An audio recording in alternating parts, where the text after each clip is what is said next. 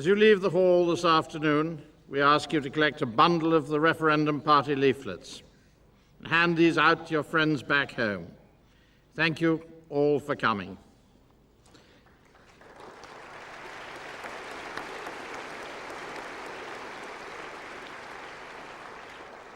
Ladies and gentlemen, the party leader, Sir James Goldsmith.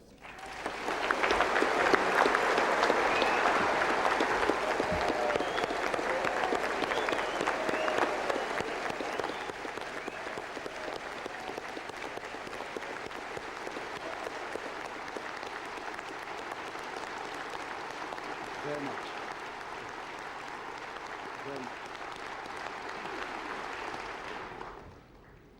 Well, I just started the ball rolling. From today onwards, I've got a lot of partners. It's now up to you, everywhere up and down the country.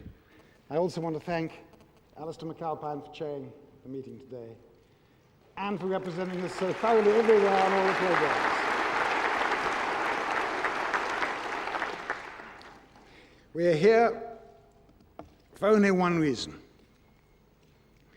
We want the people of this land to be able to make the most important decision a country can face, whether or not it should continue as an independent nation.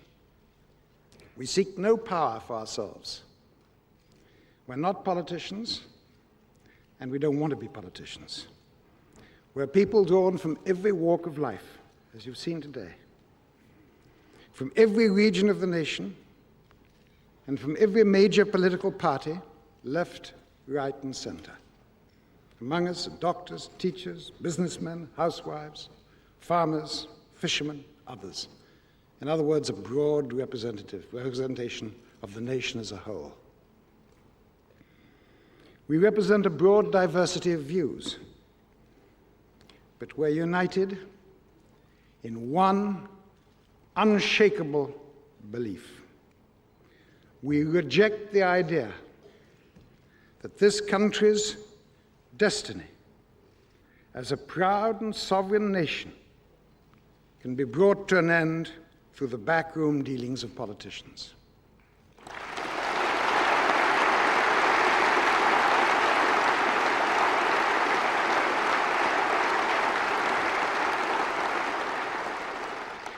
The sovereignty of this nation belongs to its people and not to a group of career politicians. It is the people, and they alone, who must decide after a full debate and a public vote whether Britain should remain an independent nation or whether her future will be better served as a new country, the single European superstate, also known as the Federal Europe. Our purpose is to obtain that right to decide. And when the decision has been made, the Referendum Party will dissolve. The issue that faces us is of such enormity that we all find it hard, almost impossible to grasp. As we go about our daily lives in a normal way, how can any of us believe that our history as an independent nation is being quietly and surreptitiously brought to an end? And yet that is what is happening. Consider for a moment the qualities that define a sovereign nation, those that distinguish it from a vassal state or from a mere province of a larger nation or empire.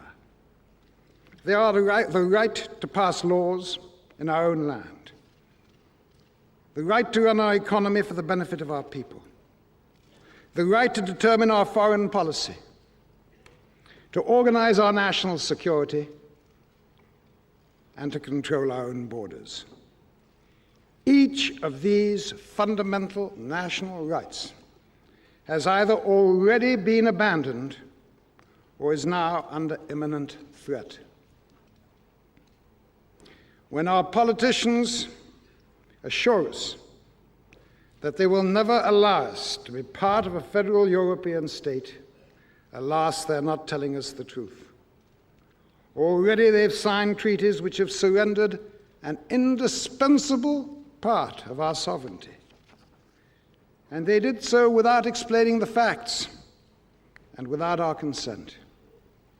Already, laws passed in Westminster are no longer supreme. British judges have confirmed that the supreme law of this land is now European law. Already, we've signed away our right to run our economy for the benefit of our own people. The governor of Germany's central bank puts it concisely. Referring to economic and monetary union, he says, and I quote, "It will lead to member nations transferring their sovereignty over financial and wage policies as well as in monetary affairs. It is an illusion, as you've already heard, to think," he adds, "that states can hold on to their autonomy over taxation policies. So much for our control over our financial and wage policies, our monetary affairs, and our taxation policies." And the governing European political caste has put forward proposals to transfer to Brussels control of our foreign policy, our national security, and our frontiers. This is not a personal view that I'm giving you. The facts are out in the open. Chancellor Kohl's foreign policy spokesman is an honest man, and he speaks clearly. He explains that Germany's ruling party wants what he calls a country, a federal Europe, which will have one parliament, one government, one court of justice, one currency, into which would be fused up to 25 existing European nations, including our own. He goes further. He proclaims that nation-states have already lost their sovereignty, and that sovereignty, in his words, is no more than, I'm quoting him, an empty shell. And remember, according to the treaties that we have signed, all of this is irreversible. Chancellor Kohl constantly repeats to us that it is irrevocable, indeed forever. Now think about that. In an association of countries, when one of them disagrees strongly with the others, it can pull out, can withdraw. And if the others feel they can't work with that country, it can be thrown out, can be expelled. But in an irreversible union, you can't withdraw and you can't be expelled. It's irreversible. If you don't agree with what the others want, you can only be subjugated.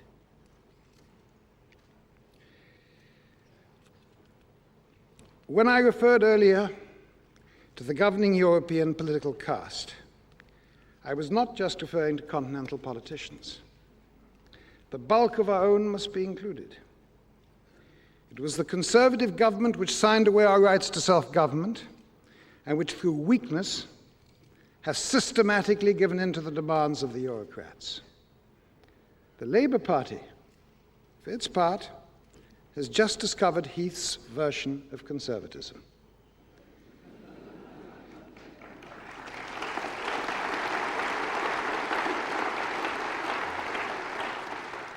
Like Heath, it turns its back on the nation state and favors the creation of a politically integrated and corporatist Europe. The Labour Party is a source of bewilderment. It proposes referenda allowing the Scots, the Northern Irish, the Welsh, the residents of the Greater London area, among others, to express themselves on how they want to be governed.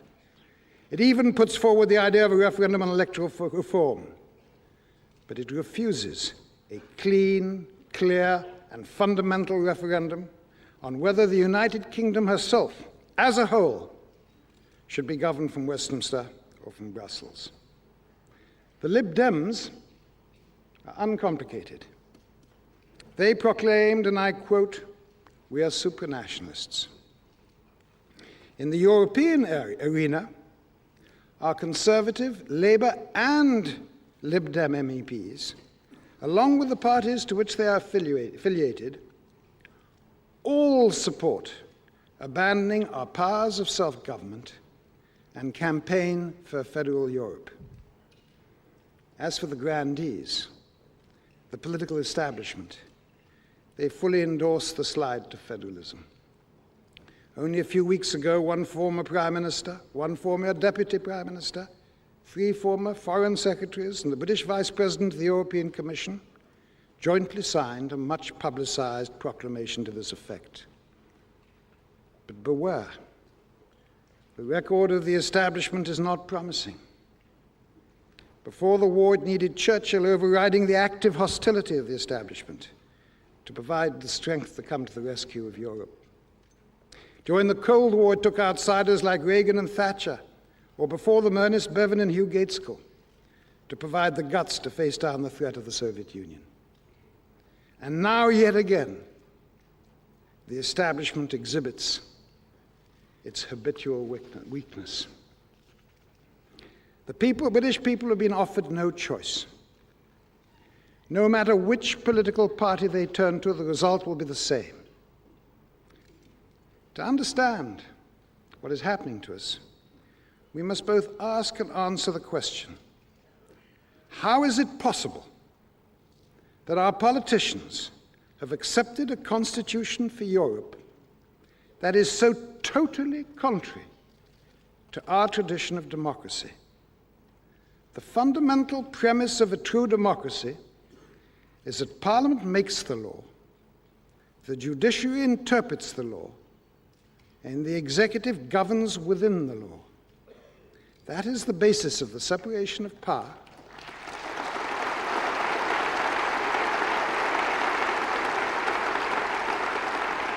That is the basis of the separation of powers and of the systems of checks and balances on which our democracy is built. Ultimate control rests with the people, who elect Parliament and therefore indirectly the government. The European Constitution is based on a totally different set of ideas. The European Commission has been granted what in Euro jargon is called the monopoly of initiative. That means that only the Commission is empowered to put forward proposals concerning the governance of the European Union. Only the European Commission. Remember when Jacques Delors, the former president of the European Commission, addressed the Trade Unions Congress here in the UK in 1988? He told us then, and he wasn't joking, that 80% of our national laws would be made in this way. The Commission is unique in another way. It is the only institution in a supposedly democratic community which has the right not only to create laws, but also to execute them. That is totally contrary to our idea of democracy. And what is more, the Commission has been granted the right to act in secret, and its members, the commissioners, are unelected bureaucrats without any democratic legitimacy.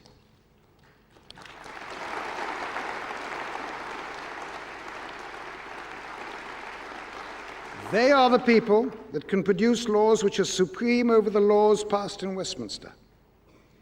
The antithesis, this antithesis of democracy, is complemented by 2 other similarly conceived institutions, and they happen to be the 2 most powerful political organizations in Europe other than the Commission. They are the European Court of Justice and the European Central Bank. In a normal court of justice, it is the judges who are there to interpret the law. The European Court of Justice is quite different. Only a minority of its 15 members would qualify as judges here in the UK. The others are politicians, academics, and consultants who've benefited from political patronage. They do not interpret the law, they make the law. The European Court of Justice is a political court with a political agenda. Its rulings time and again are based on principles that the court simply creates and which have no legal basis in the treaties themselves. As one of its former judges, Judge Mancini, has admitted, the European Court of Justice is a court with, in his words, a mission. And that mission is to create a federal Europe. Of course, as is usual in the European Union, it carries out its business in secret, and there's no appeal against its judgments. The European Central Bank also will be populated by unelected civil servants who will have absolute power. They will be subject to no political or democratic control of any kind. That also is written into the Treaty of Maastricht. This particular group of civil servants will dominate all the economies of Europe. Let me remind you that as has already been made quite clear, once economic and monetary union is in place, what happens to interest rates, wages, inflation, growth, and therefore jobs will be decided in Frankfurt. And just think of that. Interest rates, wages, inflation, growth, and jobs. And remember that the governor of Germany's central bank has already told us that we can also kiss goodbye to our control over our financial and wage policies, our monetary affairs, and our taxation policies. What is more, the Eurocrats are now planning a stability pact, which was proposed last year by Germany, and the principles of which were approved by the European Union last month in Dublin. This will mean that Brussels will set the rules also for spending and borrowing, and will establish what is known as broad economic guidelines. Brussels will be granted increased rights to exercise what they call multilateral surveillance. Most of these constraints will apply whether or not we opt out of the single currency. What is more, it is proposed that those who are either in or out of the single currency will be obliged to submit what they call convergence or stability programs, which will be subject to scrutiny by European institutions rather than by our own Parliament. Our Chancellor of the Exchequer, Kenneth Clarke, has agreed in principle to grant that control to Brussels without even seeking the prior discussion by Parliament, by our Parliament. Let us be quite clear. The consequence of all this domination by Brussels will mean that neither the Conservative nor the Labour Party, whichever is elected, will have the legal right to run our economy. So their principal electoral promises and manifesto proclamations are empty of substance.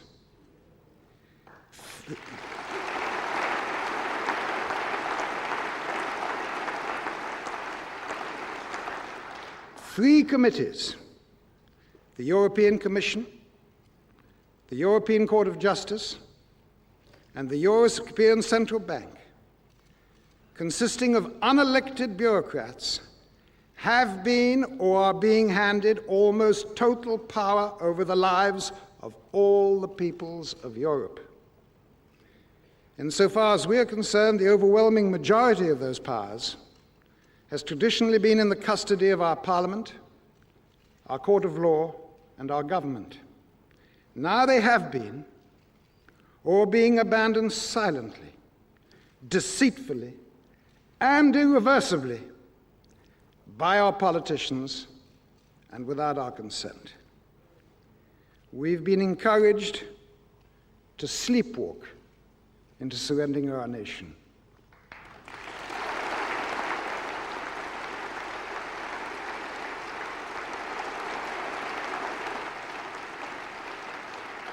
Let us never forget the assurances given to us by Heath's Conservative government when it took us into Europe. These are the shameful words which we must never forget, and which were printed in his official white paper. I quote, "There is no question of any erosion of essential national sovereignty. Never again should we trust such people."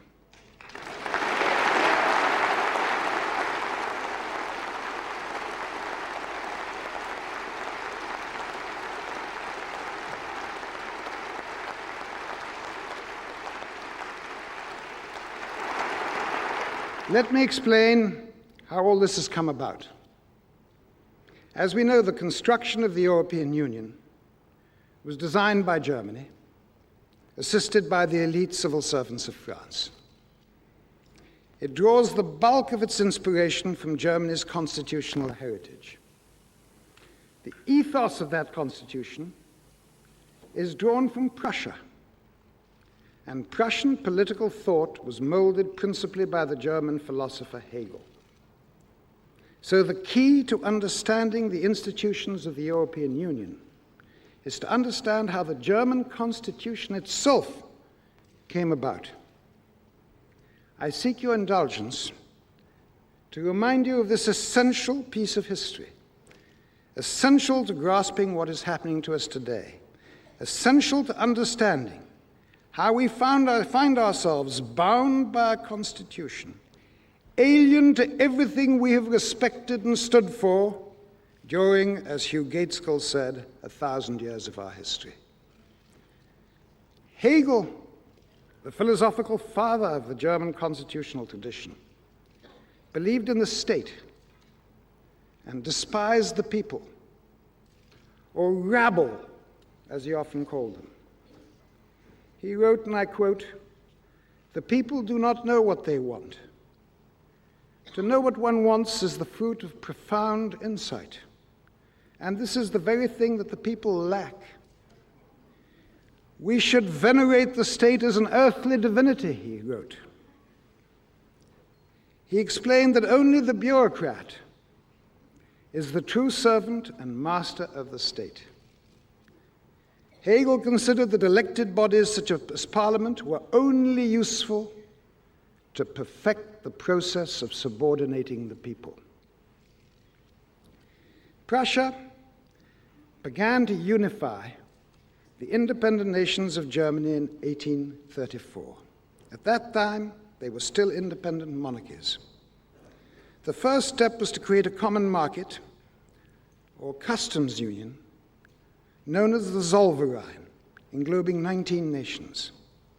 The peoples of the various German nations were told that its purpose was to form a large and free trade area. After some armed struggles, the common market was converted in 1867 into a political confederation.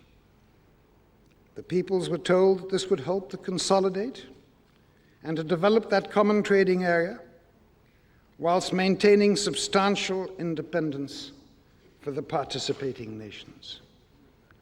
4 years later, in 1871, the trap was closed. The Confederation was expanded and converted into a single German superstate dominated by Prussia. The Parliament was no more than a democratic-looking front, whereas real power was concentrated in the hands of the leading civil servants. The principle of irreversibility was made absolute. No nation could withdraw from this new German superstate. I'm telling you this because it relates directly to the way the European Union has been created. Remember what happened. First came the common market. We also were told that its purpose was to form a large and free trade area. Then we moved on to a grouping of nations. And we also were promised that we would retain essential national sovereignty. Of course, Parliament was established, but real power was also concentrated in the hands of the leading civil servants. The principle of irreversibility was also introduced, prohibiting any nation from leaving the European Union.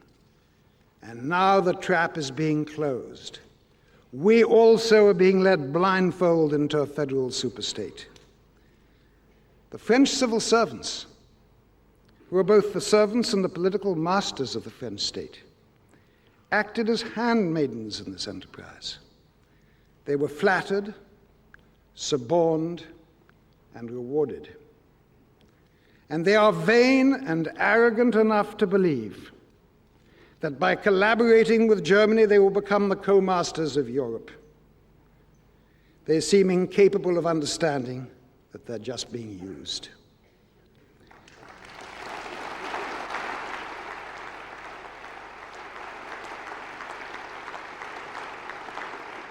As someone who is half French, let me assure you that one day They will be judged by the French people, the true ones, not the elites, and that the verdict will be severe.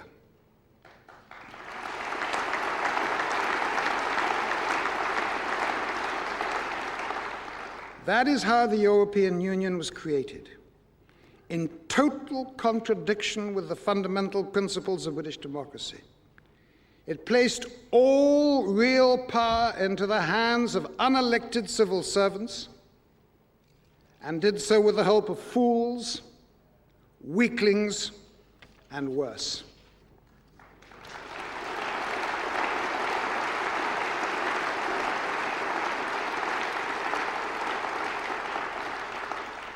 Hegel would have been content.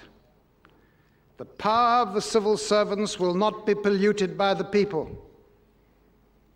The rabble, as he called them, will have no influence. Well, we are the rabble.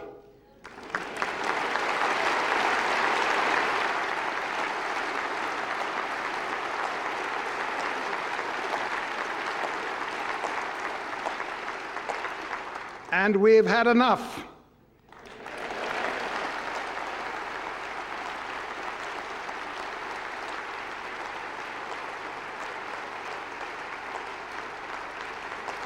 As Edmund Burke said in 1784, there's a limit at which forbearance ceases to be a virtue. We have reached that limit.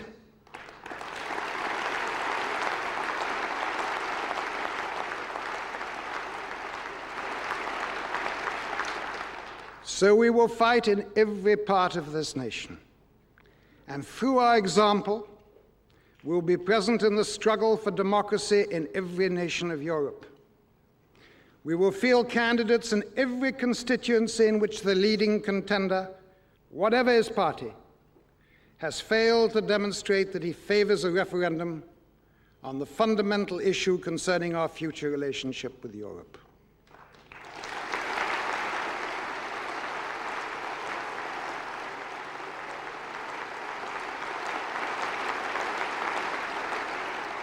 We are not interested in what politicians say. We look at what they do and why they do it. Almost every day I receive letters from members of parliament swearing allegiance. They tell us that deep down, they've always wanted a referendum, and that it would be unfair for us to field a candidate against them. Then we check their voting record, and we find that time and time again, whenever they've been offered the opportunity to vote for a referendum, they've either voted against or run away and abstained. We place no trust in those who put their careers above the interests of their nation.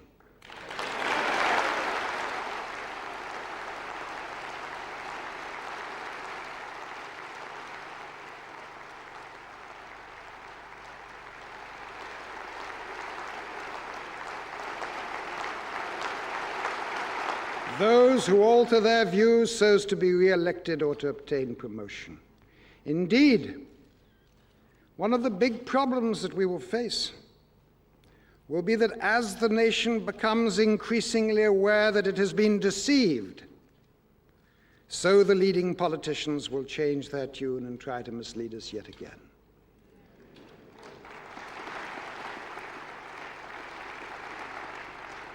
Look at Tony Blair. In 1983, he stated, and I quote, "We'll negotiate a withdrawal from the EEC, which has drained our natural resources and destroyed jobs." Later, the Labour Party changed its tune. I quote, "Labour supports progress towards economic and monetary union." Blair followed. He said, "If we want to maintain our global role, we must be a leading player in Europe. Pro-Europeans must be persuaders in the debate about Europe's future." But at the Labour Party conference, Tony Blair vowed to build, I quote, "a new and constructive relationship in Europe." Of course, that was just an elegant way of avoiding the issue. It means nothing. I repeat it, if you can find a meaning in it. A new and constructive relationship in Europe. The questions to be answered, Mr. Blair, Or does the new Labour Party believe in repatriating power? Or does it believe in a federal Europe? And why is it that the Labour Party is willing to offer referenda on so many subjects, but not on the one of paramount importance? Those questions remained unanswered. John Major, he's also an interesting political phenomenon. In November 1991, he said, "There will be no referendum," and I quote, "because we are a parliamentary democracy." A few days later, he confirmed his commitment. I quote, "The government does not intend to hold a referendum on the outcome of the Maastricht negotiations." A few months later, he repeated, "I am not in favor of a referendum in a parliamentary democracy, and I do not propose to put one before the British people." In May 1994, he said, "I have not changed my mind." A few months later, he said, and I quote, "I made it clear that I did not rule out a referendum."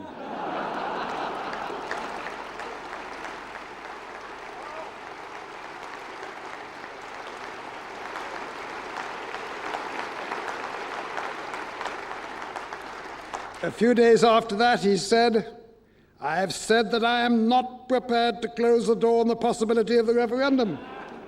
On June the 29th, he said, "I repeat what I've said in the House before. I do not propose to rule a referendum out." And on March the 1st, 1996, he said, "I've made it clear to the House on previous occasions that I believe a referendum on joining a single European currency could be a necessary step. My position has not changed."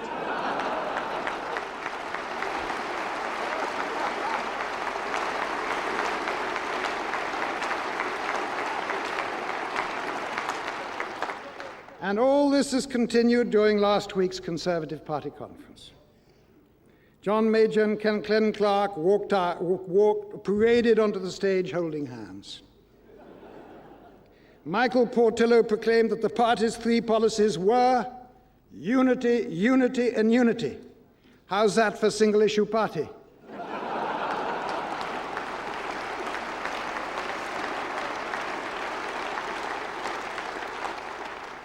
Malcolm Rifkin, our Foreign Secretary, attacked the Labour Party, saying, I quote, "Ask yourselves why Tony Blair and the Labour Party have refused to commit themselves to a referendum. Whilst we trust the people can't trust Labour," end of quote. You seem to have forgotten, Mr. Rifkin, that on the 17th of June this year, you said to the Times newspaper that you ruled out a referendum on Britain's relations with Europe. That was a confirmation of what you said only a month earlier at the Daily Telegraph.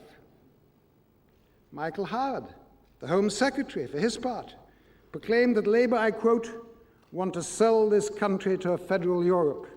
We have," he added, "a simple answer to this: never." Those are noble sentiments, Mr. Howard. But how do you reconcile them with the fact that you yourself used to work as a member of the Executive Committee of the European Movement? Let me remind you that it was the European movement which spearheaded the selling of this country to a federal Europe, and did so with the funding from the propaganda budget of the European Commission, and that Mrs. Edwina Currie is now one of the leaders of that movement. And Home Secretary, Home Secretary, have you forgotten that it was your government, with your support, that signed the Treaty of Maastricht, which effectively surrendered this country to federal Europe? Home Secretary, you're reputed to be a skilled and hard-working lawyer, a Queen's Counsel no less.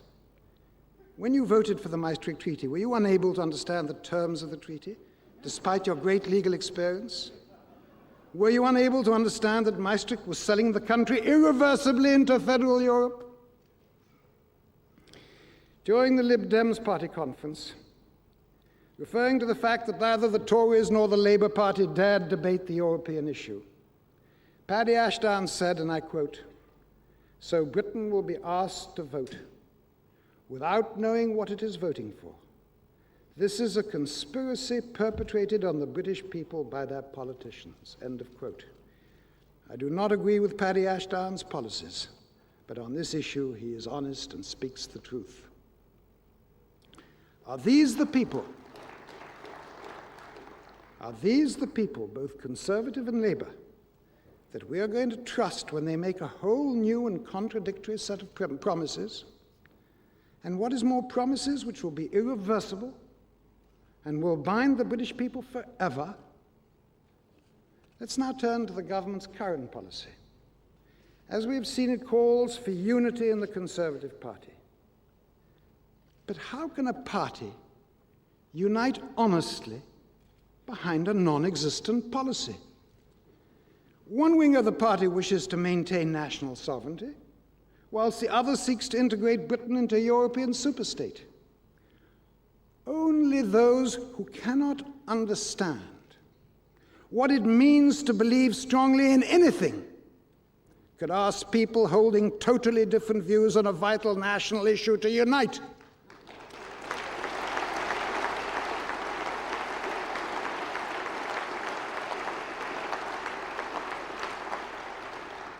If you cut through the political jargon, this is what the call for unity really means.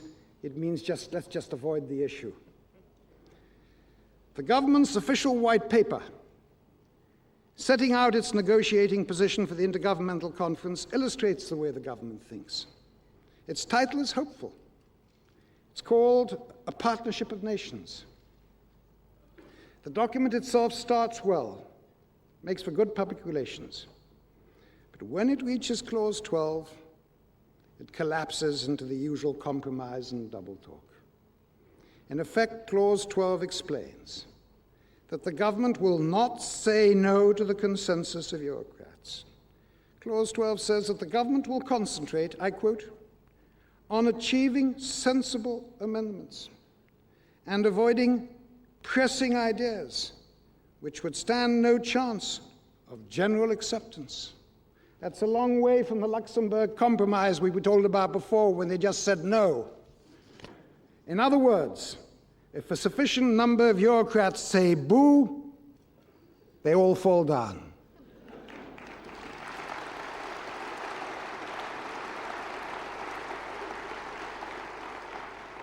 Has the government forgotten that for the moment it still possesses the right of veto which protects our vital national interests? The government, of course, would answer that under the circumstances, its position is necessary. It was one of our greatest prime ministers, William Pitt, who said, "Necessity is the argument of tyrants, it is the creed of slaves."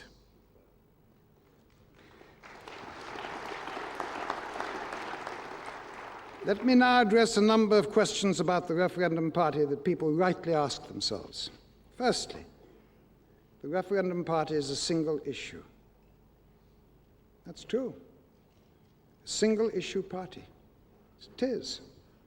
But can there be a bigger and more determining issue?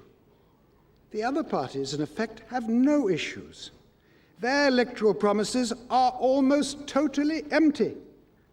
How can it be otherwise when the very powers needed to make good on the bulk of their promises are being handed to Brussels?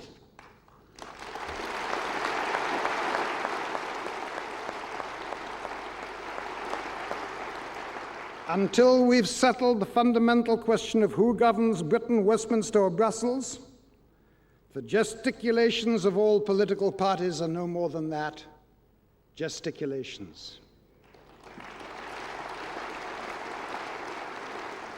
The Referendum Party stands for the issue from which all policies inevitably flow. It is the only issue which counts. And we in the Referendum Party want the people to decide that issue. The other parties just seek the power of office. But that power will be in Brussels. So they will only get the privileges and not the power. Perhaps privilege without responsibility is what suits them best.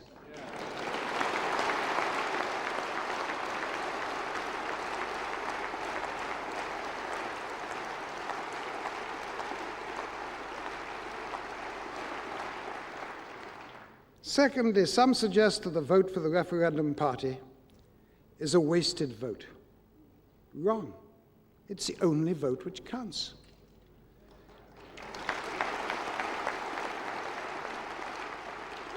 A vote for the Referendum Party is your chance to decide whether Britain will bring home her right to self-government.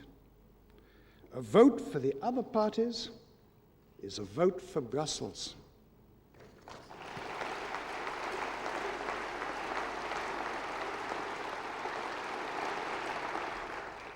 Thirdly, it is said that it could be disloyal for a member of the other political parties to vote for the Referendum Party.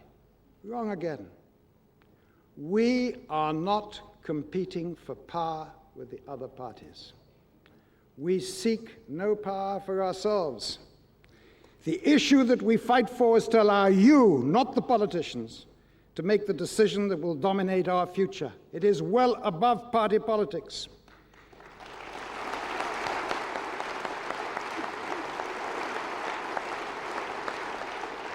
We do not ask people to abandon their traditional parties. Once we've obtained a fair referendum, the Referendum Party will dissolve. This is written into our Constitution. We can all then return to our traditional parties. And if we've so decided, the parties will once again have the legal power to govern this nation. Voting for the Referendum Party is your decision, reached in private, deciding whether power should come home. What is more, it provides us all with a guarantee. It ties down the parties. In future, they will have to respect the will of the people.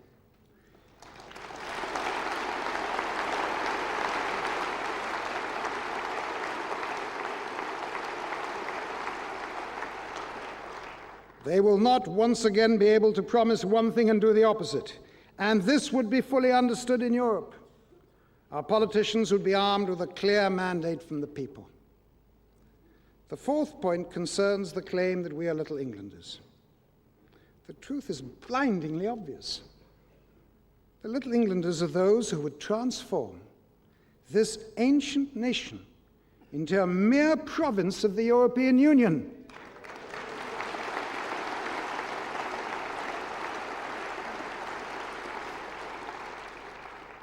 If elected, our candidates would form an ad hoc coalition with those MPs of the other party who also favor a referendum.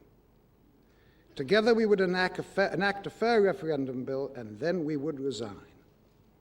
Now let me pay homage to those MPs from the left and from the right who fought for referendum. They've put nation above party. They've sacrificed their own careers. They've confronted conventional wisdom, and they've accepted with fortitude the consequent abuse. And they have stood firm.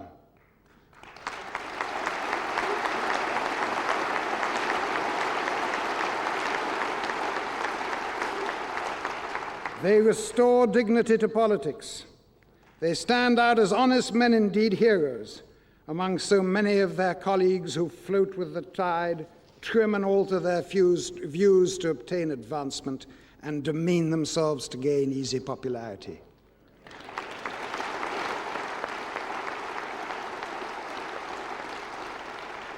It is the politicians who put their career first who reassure us.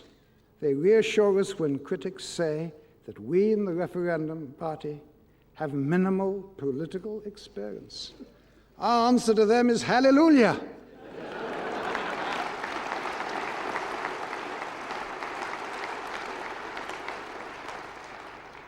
My last specific comment concerns the wording of the question to be submitted to the electorate in a referendum.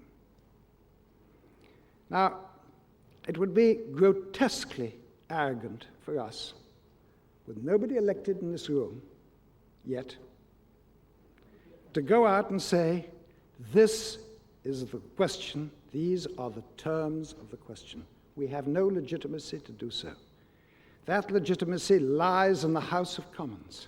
And when we are there, we will participate in working out those words with the other pro-referendum members of Parliament so as to do it. And for us today to say that this is the question would not only be arrogant, we'd already be acting like politicians. We would be promising something we couldn't deliver.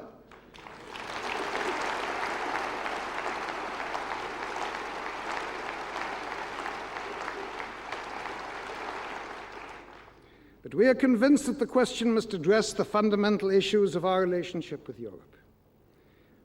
We must not let the politicians get away with a false referendum. For example, a question limited to the single currency would fail to address all the other vital issues: our right to legislate, to run our economy, to control our foreign affairs, our national security, and our frontiers. Like illusionists on the stage, the politicians, both Conservative and Labour, will hold out their right hand for us to look at. Look at it up here. And in that hand, they'll show you a single currency referendum. In the left hand, well hidden away, they'll hide the fact that all our other major elements of sovereignty have been given away.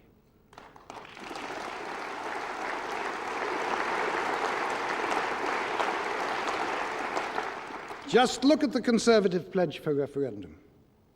It is limited to the single currency and sidesteps all the really important issues about our independence. As you heard this morning, it requires that the Conservatives win the next general election, that the Cabinet approve it, that Parliament vote for it, not in a free vote, but with a three-line party whip. In other words, as was the case with Maastricht, MPs will be forced to vote in favour no matter what they believe. Only then would this limited referendum be submitted to the people. The government would be committed to campaigning for a yes vote. Its machinery of power and its propaganda capabilities would once again be brought into play. The members of the government would not be able to vote according to their conscience. They would have to support publicly the single currency or resign. And the result of the referendum would only bind the Conservatives for one term. That is the government's idea of a fair referendum. And what of the Labour Party, which the pundits forecast will win the next election? What would they do? No doubt just proceed to federal Europe without a public debate nor public vote. Different method, same result. From opinion polls, it would seem that the people of this country, in varying proportions, hold four principal views about Europe. They are that we should become an integral part of a federal Europe, or be part of a family of sovereign European nations which would cooperate when we can do things better together than separately, or that we should return to being a member of EFTA, the European Free Trade Association, which was our original concept, or finally, that we should just get out.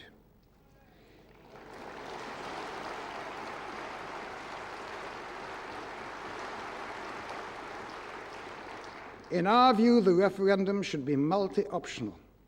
It should accommodate the existing diversity of views. And as I've said, the exact words would be determined fairly and constitutionally. If you elect members of the Referendum Party, we will negotiate with the pro-referendum MPs and the other parties so as to obtain such a multi-optional referendum. That will be our purpose immediately. Before closing, I'd like to make a brief personal statement. And here I speak only for myself. The members of our party are free men and women representing a multiplicity of views. If we obtain a referendum, each of our views, obviously including mine, will be just one among many others. We will all be just one voter. What we are at the moment is catalysts so as to obtain a referendum so that we can all be free to express our views and fight for them if and when we obtain that referendum. Here are mine. I believe in a new Europe.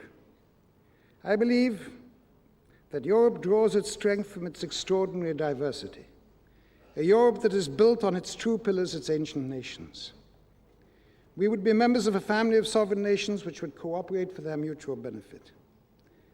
But there would be the strictest possible institutional control to ensure that this spirit of cooperation should never again be allowed to grow into the malignancy which produced Brussels and the other European institutions.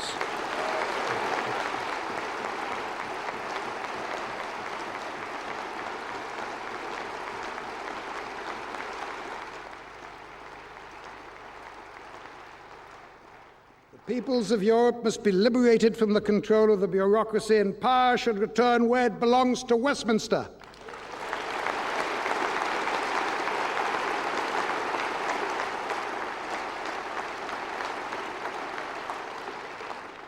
People ask me why I'm doing all this. You know why. I'm doing it for the same reasons as you are. We just cannot stand by and see this nation surrendered. We're just not built that way.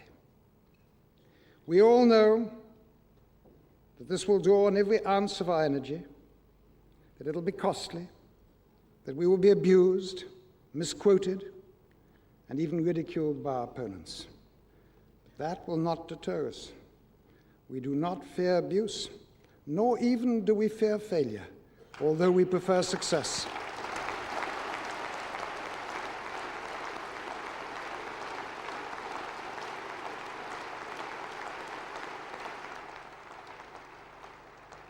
And we deserve no thanks, because as we see this tragic accident unfolding before our eyes, we are unable to act differently. We have no option other than to fight.